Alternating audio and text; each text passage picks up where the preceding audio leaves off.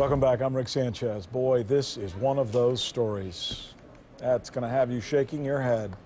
Stop and really think about this one. How desperate must a 16-year-old girl be to actually set herself on fire? She was hoping that her life would improve after the United States went into Afghanistan and kicked the Taliban out of power, but it didn't.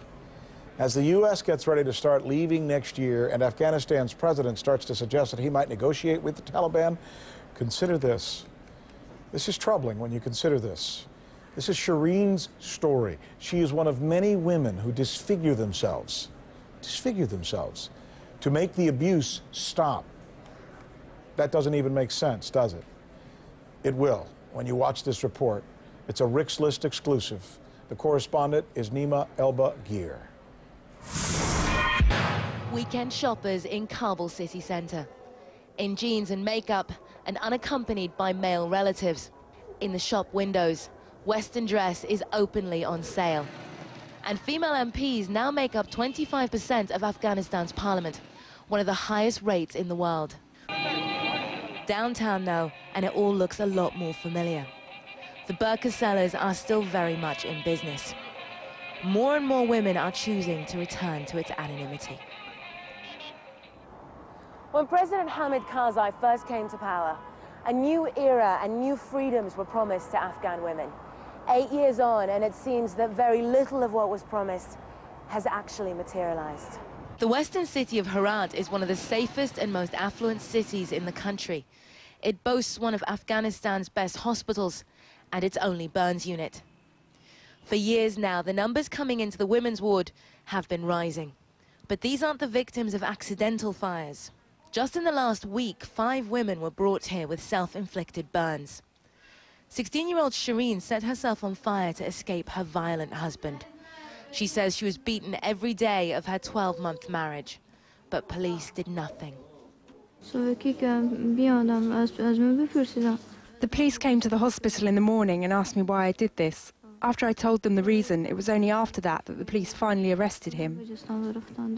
With a judiciary and a police force that rarely act against domestic abuse, Afghan women have found an extreme way to force the hand of the authorities.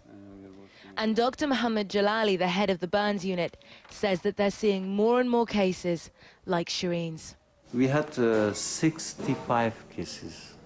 Now we have 77 cases in this time. Shireen's husband is still refusing to divorce her, but she said her injuries have brought her some relief. He can't bear to look at her, so will allow her to return to her parents' home. Outside the unit, the husbands wait. They all refused to speak to us on camera, but off camera they told us their wives had been injured in cooking accidents.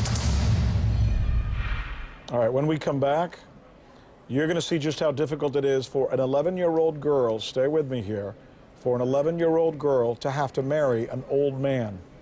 Forced to marry an old man. Part 2 is coming up right after the break of the story of what's going on in Afghanistan.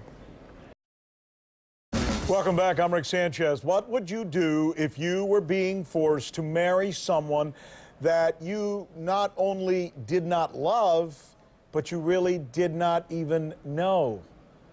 Someone who you see as just some old man. Now, what would you do if you were only 11 years old? Here's part 2 of this special report with correspondent Nima Elba Gear. Basira is 13. She told us she loves going to school and hopes one day to finish her education and help her widowed mother look after the family. But 2 years ago, her life was very different. At the age of 11, she set herself on fire on what would have been her wedding day. I did not want to get married because he was very old for me, so that's why I set myself on fire. I was thinking it would be better to burn rather than being forced to marry an old man. Afghan law sets the legal age for marriage at 16, but it's rarely enforced. It was Basira's mother who arranged the marriage for her young daughter. She says she had little choice. My husband was killed by the Taliban and my life became very hard. After a while, I found someone who wanted to marry Basira, but she set herself on fire. Now we have to look after Basira. If she was healthy, I could marry her to someone else and we could get some money to survive. 2 years on, and Basira still needs more operations to regain full mobility.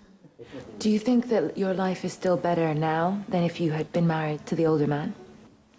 I do not regret setting myself on fire because I'm happy. Now I have rescued myself from that old man. Nangarhar province along the Pakistani border, on the opposite side of the country. We came here to speak to people about another phenomenon, the bartering of women to settle opium debts. 5 years ago, Nangarhar province was number 3 in Afghanistan for opium production. If you'd come here back then, all of these fields would have been growing poppies. But since then, an eradication drive has been pushed through, and the government has declared Nangarhar officially poppy-free. These men are from one of the villages targeted by the drive. One of them used to be an opium farmer. He asked not to be named, but agreed to speak on camera. When the government stopped us cultivating opium, that's when my life was destroyed. I paid my debt to the drug lords by marrying off my 5 daughters to them. I had no other way to pay the drug lords' debts. Otherwise, they threatened to cut my head off. The farmer told us he still owes $12,000.